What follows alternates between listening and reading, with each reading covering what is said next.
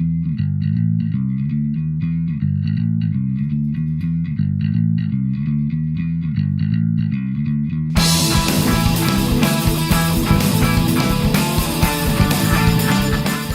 and welcome to another Big Clever video. This video is my second entry for the Encounter 10x10 challenge, which I'm really enjoying. It's run on Instagram by Encounter Terrain, and if you want to get involved, jump over there, just ask him and he'll add you to the group, because December's is going to be really special, so you will want to be involved in that. So yeah, get yourself stuck into that and tell them Beard sent you, and I'm sure that Joe will be very happy to hear. The challenge that I'm going to show you what I made was called This Will Please the Gods. So that was the theme for November. And this here is what I made. There will be very detailed photographs of it at the end of the video, as I always do. But let me tell you the story of my diorama, and then we'll go through what it took to make it. So, what we have here is a very poor family. We have a very poor family with Daddy at the front with his pig, and standing at the door of their shack we've got Mummy with a babe in arms and a little son, possibly, daughter, who cares, a small child next to her. And what's happened is their crops have failed, which happens quite a lot. And the terror or the horror of this situation is that they're right on the edge. They're probably going to starve. And so what's happening here is Daddy is taking their only living animal, their pig, the only thing they've got left, and is taking him to the priests to be sacrificed, in the hope that this will please the gods. It's time to show off another scrawl. You can tell both my parents were teachers. So this is for the Encounter 10x10, and this is my idea. The subject is This Will Please the Gods.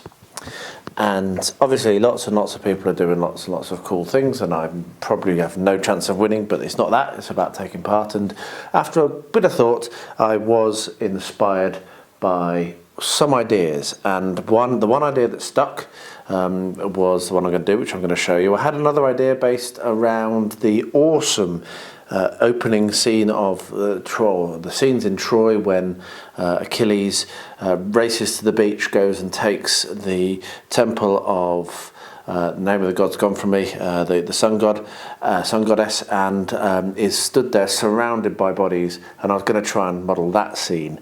However, I just don't have the time just don't have the time to really do something of that scope, as awesome as it is. So that's gone into the backlog of my mind as awesome things to do in the future. And what I'm going to be doing is something a little more tragic, a little more touching, and a little smaller. So what we have here is we have a hovel, just the facade of a hovel, and stood at a doorway, which will probably just be a cloth because they don't have a proper door, is going to be this family, probably. I have some other miniatures coming that I've ordered in a panic because I don't have everything I need, and they're on their way. But I think it probably will be this miniature here. So there's a woman there with a baby in arms and a young child, and they're just going to be stood by the door watching down this track, which is what this is, a dirt track. On either side of the track will be cracked earth and dead crops. It's going to be a failed crops. Stood here is going to be a pig. I wasn't sure what I was going to offer, but it might not be a pig, it might be something else, but at this stage I'm planning on a pig. And here, which is what my urgent order is, so I'm really hoping it arrives in time, is going to be a man leading the pig. This will please the gods. They're hoping that their sacrifice of their pig, which probably, looking at how poor they are, is the only thing they actually own, will placate the gods and will bring the rains and will recover their crops. And what is more tragic than that? That fading last hope. So that's my idea. I really hope I can pull it off. I think it's a great subject. It's inspired me, as you can probably tell from my voice. So I'm going to get stuck into that. I'm going to start making it. I'm a little late starting. I've been so busy with work and with other things that I'm late starting on this. But hopefully the effort and time will be in small details, not large details, and I'll be able to do this quite quickly. So let's see. So there we are. Let's get some materials and get started.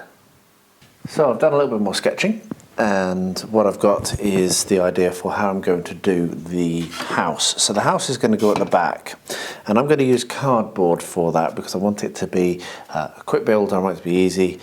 Done a little sketch just using the family as a template.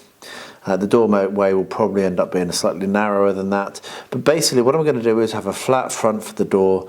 I'm going to do some thatching coming out, probably using old like cut and frayed ends of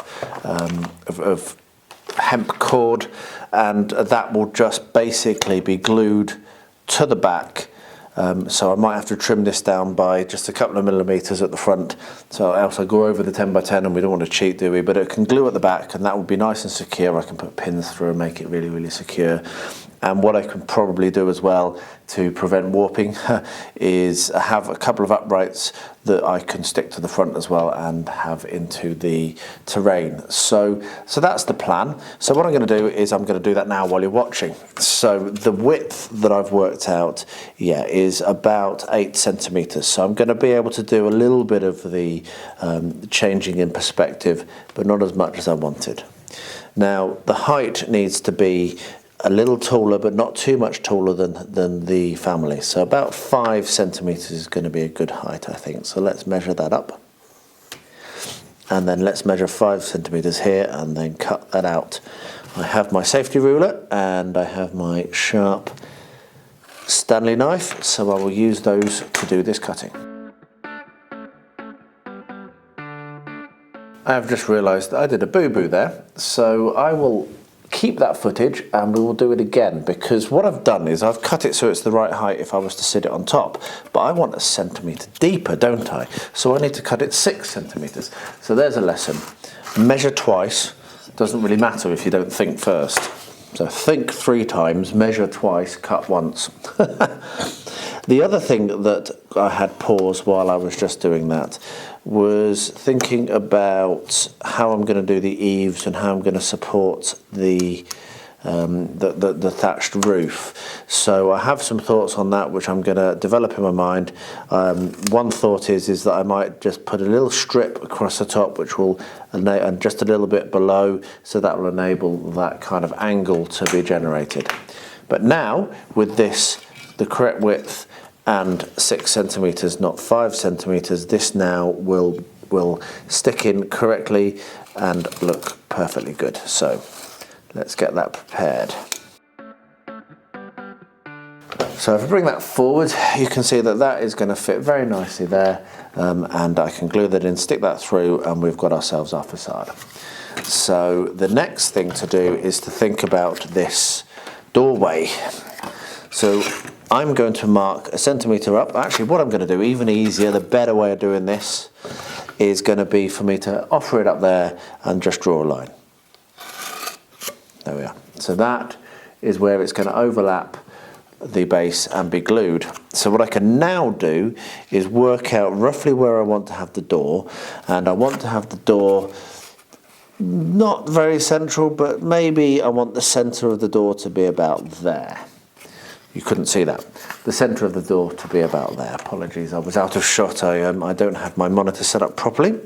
And I'm going to do the door 3 centimetres wide, just because that seems to be about right if we have a look at that. Maybe I'll do it 2 so it's a bit narrower, so it looks a little bit more uncomfortable. Yeah, let's do it 2 centimetres wide and 2.5. 2.5.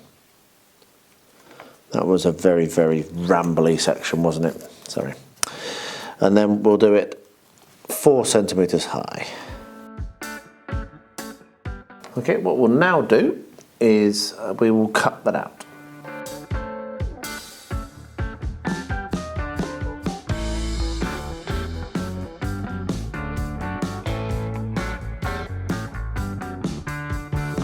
So there we are. We have our front wall.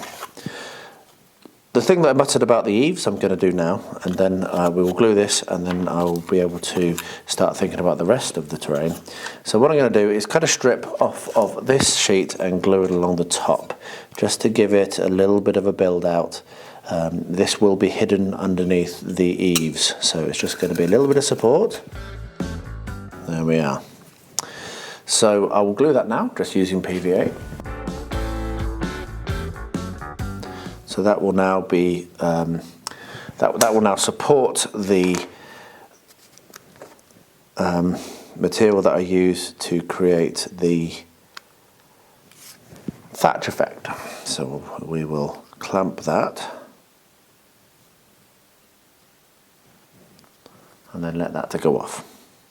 Right, I'm going to gather myself, tidy up here a bit, and I'll bring you back for the next step shortly. That was a very long clip. While that's drying, the next thing I'm going to do is I'm going to start to carve out the terrain. Now, I've also shaved off just that length, just that width, sorry, from the front, just so that I was definitely within my 10 by 10.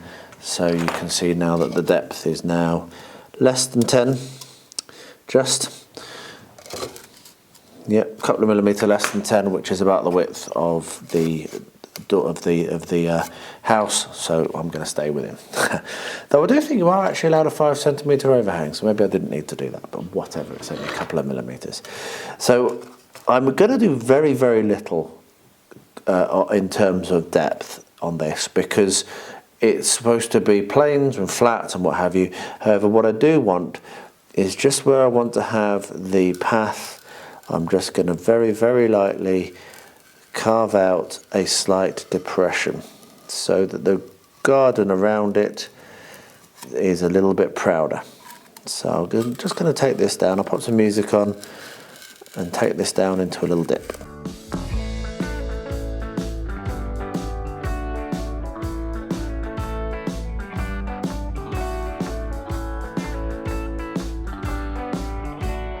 Okay, there we are. So now you can see where the path is going to go. So what I'm going to do is I'm going to put some masking tape across here. I might just unclip this and wrap some masking tape around just along those edges. I think that will make it a little easier for me when I decide to remove, because I'll be able to take the masking tape up very carefully and then cut against the blue foam. So I'm going to do that, and then I'm going to mix up the terrain material which I'm going to use. And I'm going to use grout PVA mix and a bit of sand just across the whole thing, so that will both harden and give some texture, and it will be easy for me to paint and add my flock and static grass and everything else that I'm going to go to it. So I will get the masking tape on, mix up my my terrain paint, and then I'll be back when I'm about to apply it. So I've mixed up my grout with my sifted backyard sand and some PVA and some water. I slipped and put way too much water in, and I'm a little bit annoyed at myself because it's very watery, but it should still be okay, hopefully. So all we do for this, and I've also got way too much, it's a lot of waste. All we're going to do for this is just paint it on like that. And I may put some cling film over the top of this, because that does actually prevent it drying out enough. I've done it before. And then I'll be able to use this same mix for a second coat in the morning, because this is now me done for the day.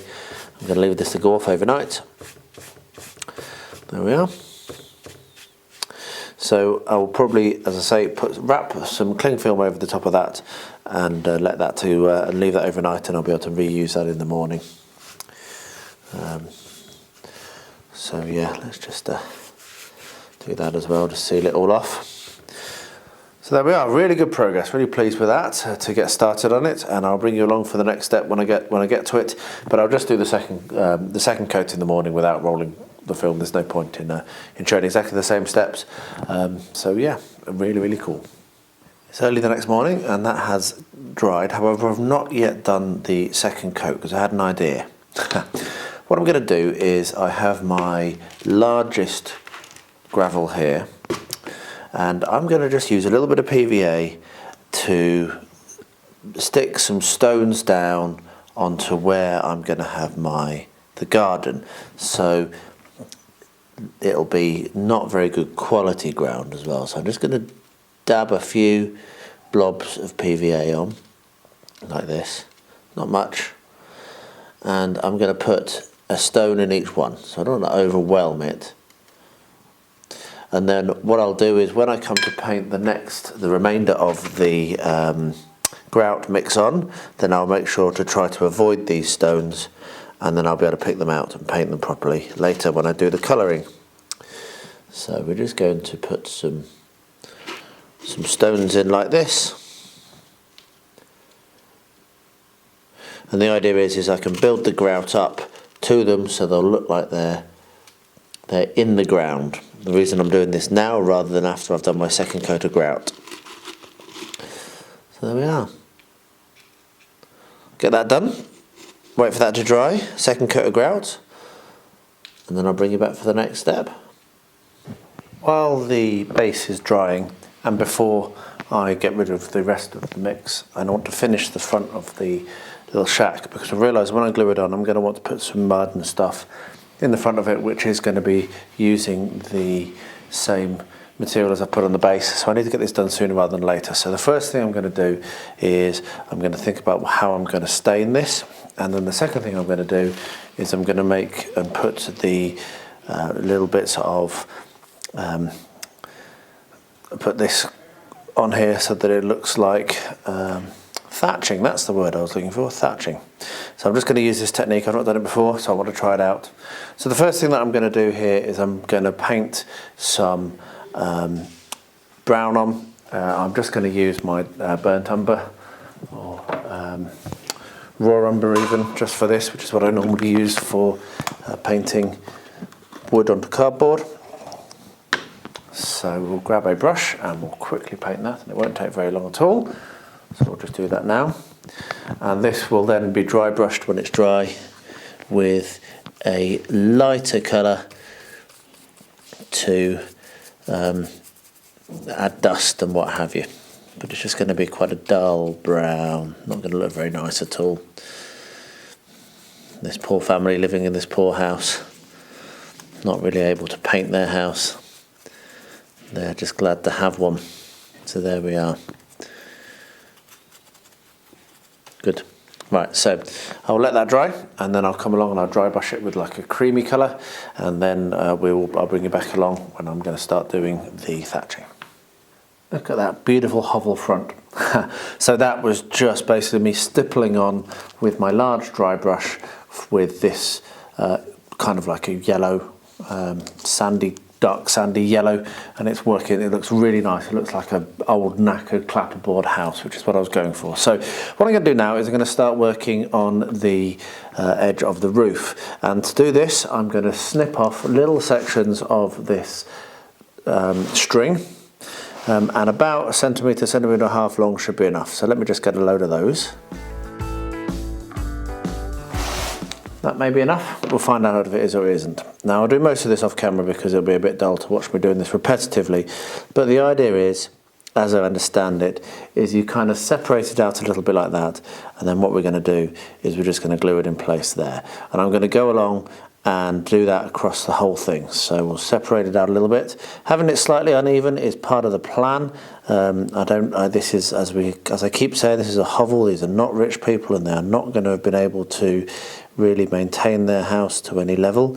So if it's not even, it doesn't matter.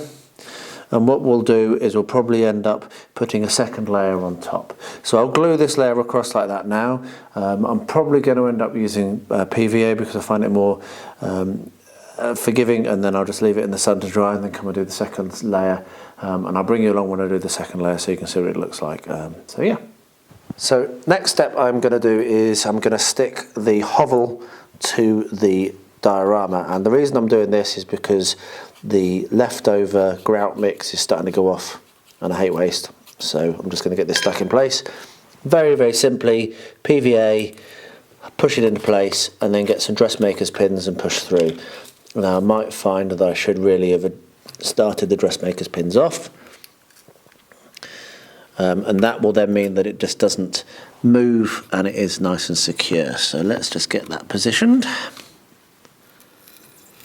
and then push the pins in, and we're done. I'll put one more at the other end, and there we are. So that hovel's now in place. So we'll let that go off, and then we'll come back afterwards and fill in the gaps with the grout mix.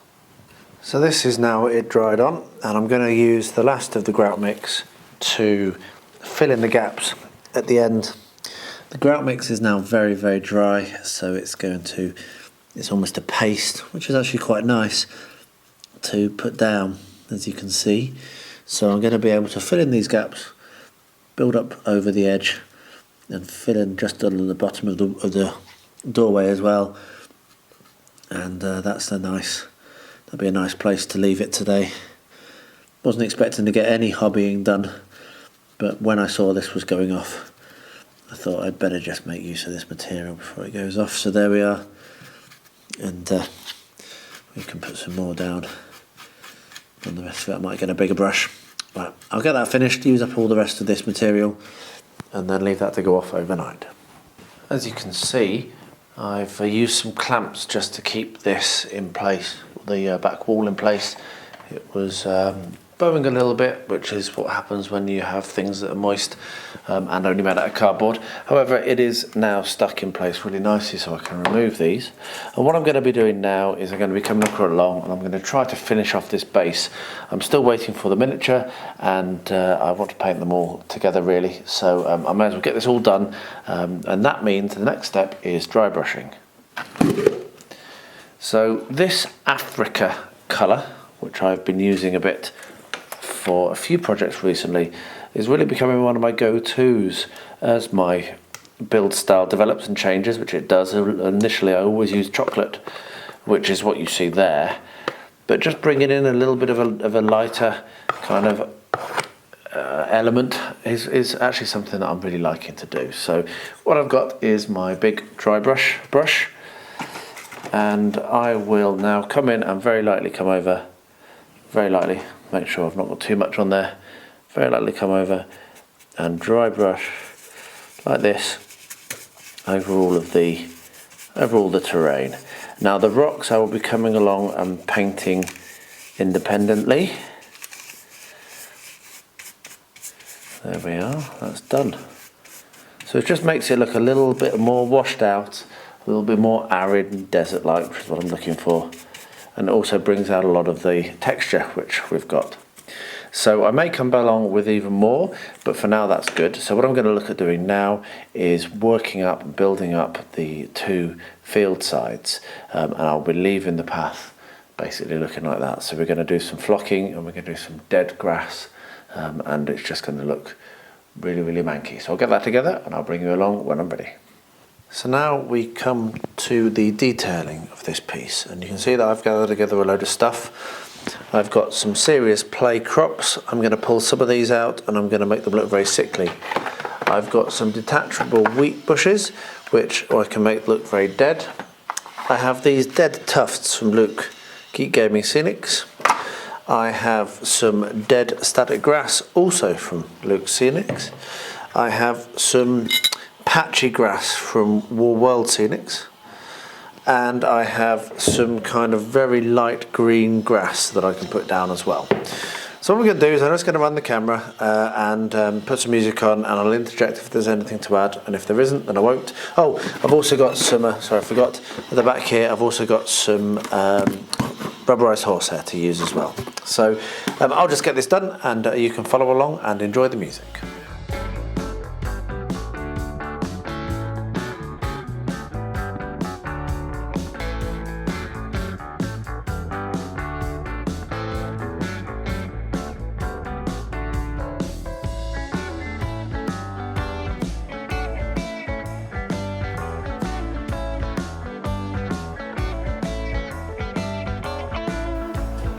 It is time to start painting up my figures for the Encounter 10x10. So I'm still waiting for the dad. However, I may as well get started on these. I've got the family and I have the pig.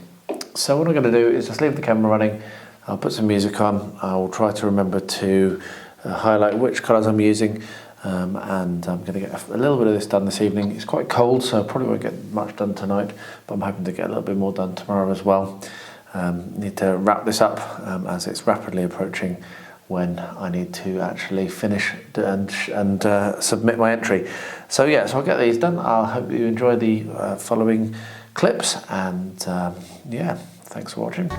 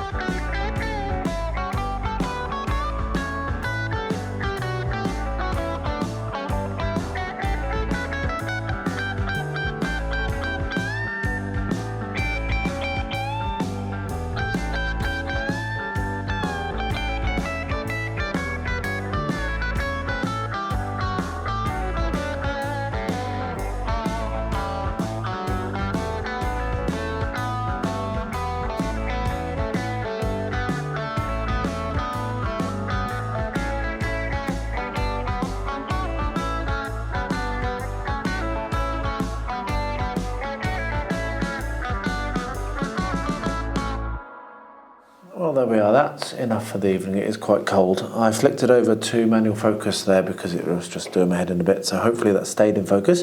I'm going to need to do a little bit more on these. Obviously, I need to wash that pig down with some pink and some more grey just to make those splotches less stark.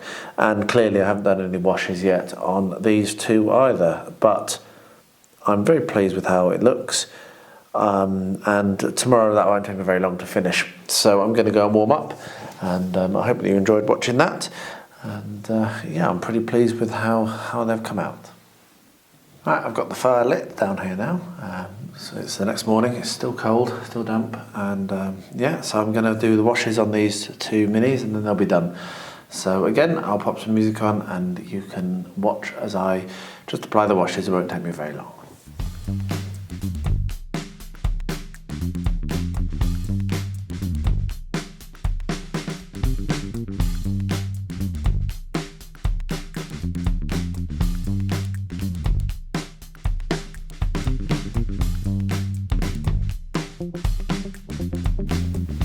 There you are, very, very simple, very quick, but I think very effective. There's a little bit of touching up still needed on the baby, which I may do now. I've just noticed, which just goes to show you, however off much you look at something, if you see top of his head, that shiny spot isn't a shiny spot, it's a not painted spot. So I need to pop a little bit of the pink on that and cover that up. But apart from that, I'm very happy. I've done a really nice stained kind of apron, so you can see she's hard working, and yeah, that's going to look really good on the diorama. The pig has also settled down some, maybe needs a little bit of a flesh wash on it, but other than that I think that also is perfect. Now I just have to hope that the actual the man who's going to be leading the pig off to slaughter or off to be sacrificed actually turns up in time, hopefully tomorrow. So yeah, a little bit of a wash on this and then we're done. I'll get that done now.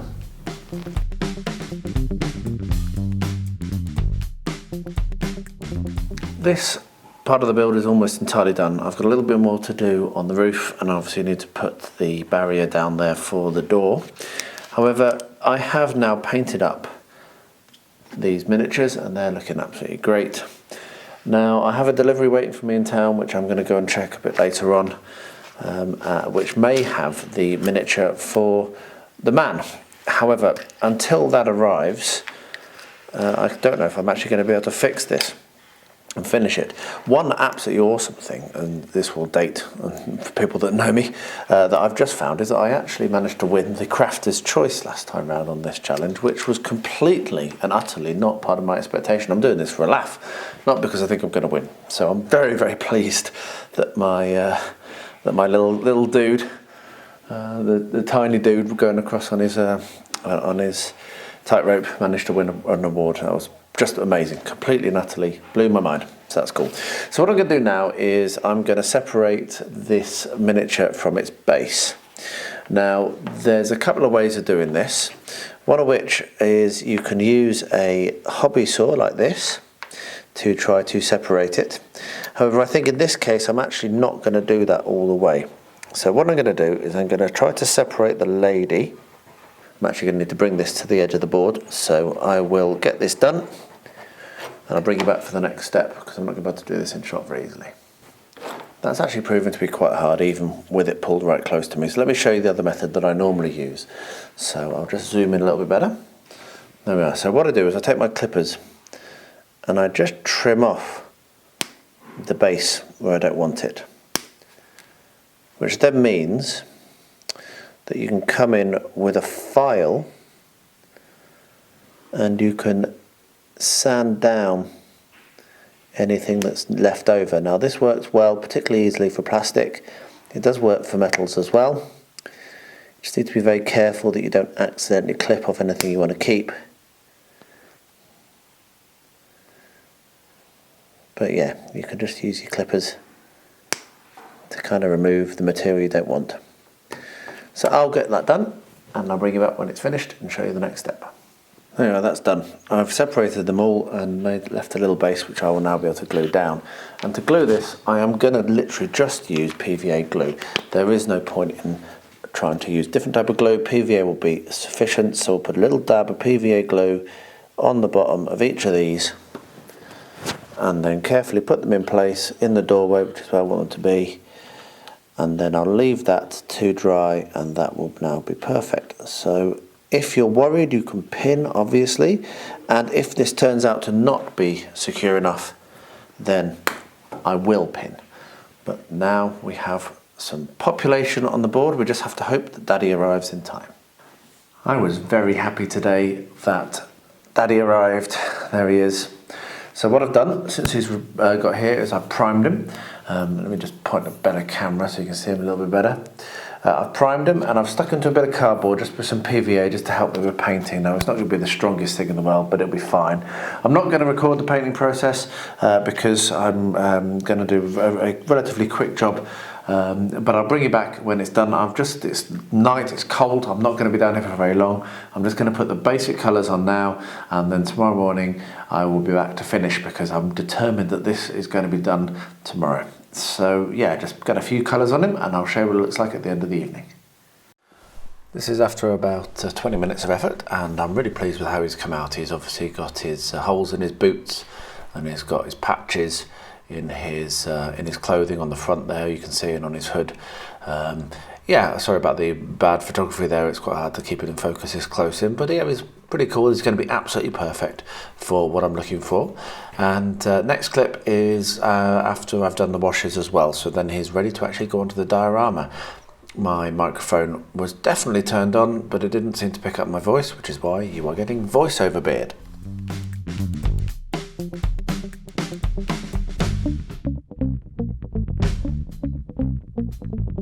So Daddy is off his little bit of cardboard, and I've also trimmed the little pig so that he hasn't got, his feet are no longer on a pudding base. And what we're going to do now, very, very close to finishing this, which is awesome, is I'm going to stick these two down. So first of all, we're just going to use some PVA glue again. If it doesn't prove to be strong enough, then I can always upgrade it. I've got time to do that. But this is basically the last couple of tasks I've got. And he is going to be stood right here, right on the edge. Okay, there we are. There's a little spot for him there. There goes. And then Piggy is going to be the same. So for this one, what I'm going to actually do is I'm going to pour some PVA onto my cardboard, spread it out a bit, and then set Piggy on it to get some PVA on his feet. Like this will be the quickest way to get it on there, and then sit him down. There we go. Maybe a little bit closer. There we are. So if that doesn't prove to be strong enough, like I say, I'll let you know and I'll bring you back, maybe use super glue, but hopefully PVA will be strong enough. So I'll let that dry. The last couple of bits and pieces I want to do, if I just point to where I want to put, I'm going to cut the whole thing off of its base now, because I'm a bit worried that I've actually gone over a little bit, but if I have, then I have. There is allowed to be a little bit of an overhang. I want to put maybe a bush or a tree just here to cover this edge, and I need to put the cover the doorway up. So those are the final two steps to do, but I'll do that after these two have dried, so I don't risk knocking them over. I have detached this from the wooden base and marked off where the edge of the masking tape is, and as I worried, I have slightly miscalculated, so I am going to be cutting off some of the things that I've stuck on, but it's not too bad. So what I'm going to do now is very, very, very carefully, and maybe even a few more verries, slice down through this like this and attempt to separate down that line.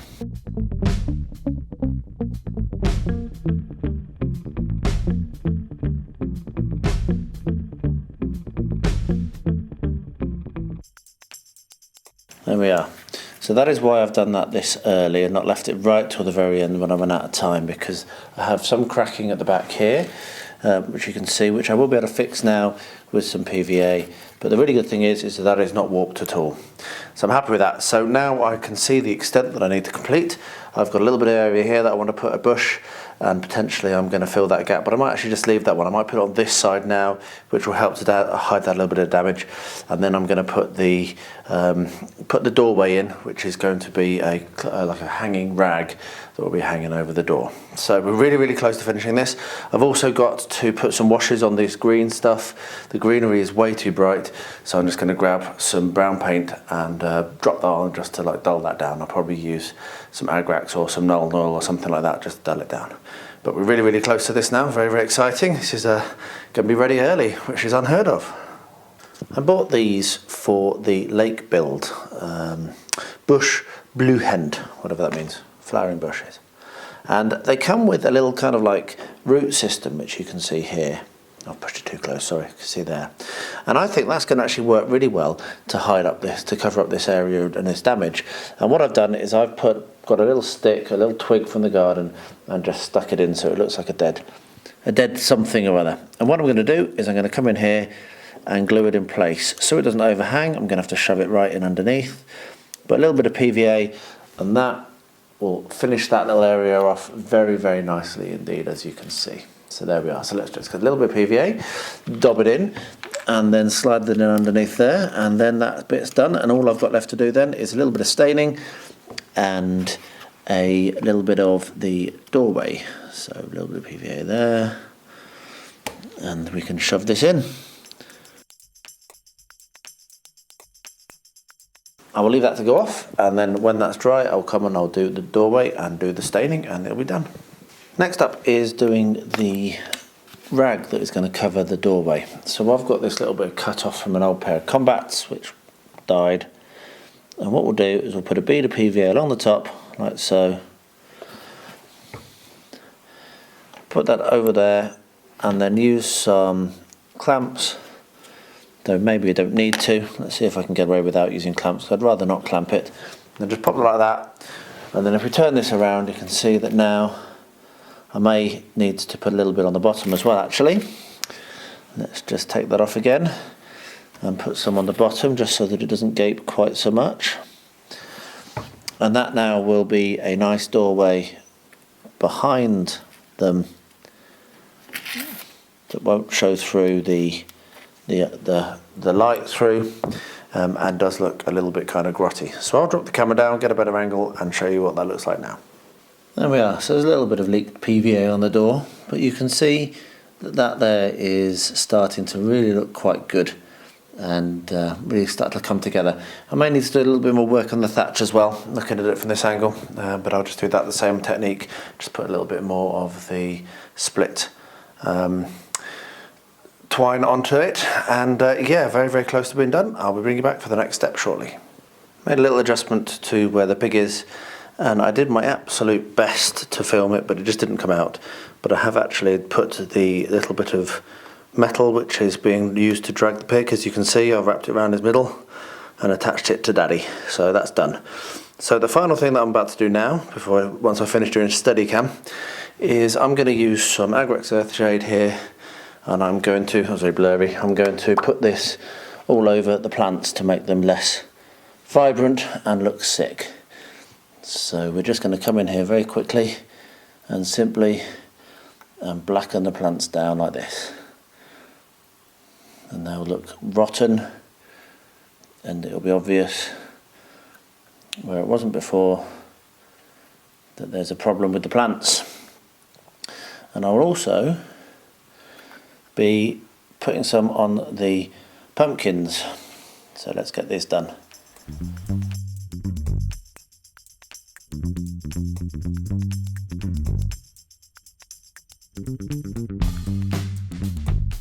And there we are, done. The absolutely last process to do now is to paint the edges, so to make the rims black. So I've got some very old black paint here which is all dried. I hope it's going to go on okay, and all I'm going to do now is just come around and cover up all this blue foam that you can see from the front corners. Not worried about it from behind. I'll just come in very carefully and paint this. So I'll get this done, and then I'll leave it all to go off, and then I'll be taking some pretty pictures once it's all dry. I'm very pleased with how this has turned out. I'm pleased that I picked this as an idea. I think it's better than the other one I had about the Greeks. I think that would have just been a bit difficult to pull off in this space, which obviously isn't a reason not to do it, because challenging oneself is fun.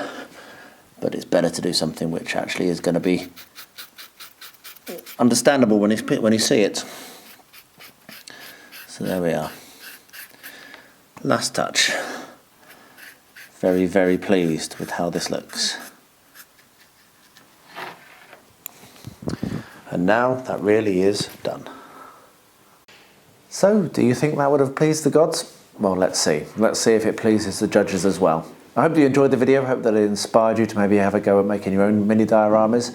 It's such a fun competition, not really a competition, challenge. I would really encourage all of you to jump over to Encounter Terrain on Instagram. I will pop a link to the website and also to his Instagram below. Yeah, pop over and get involved. It'll be wonderful to have more and more people joining in, making friends. It's all about the community.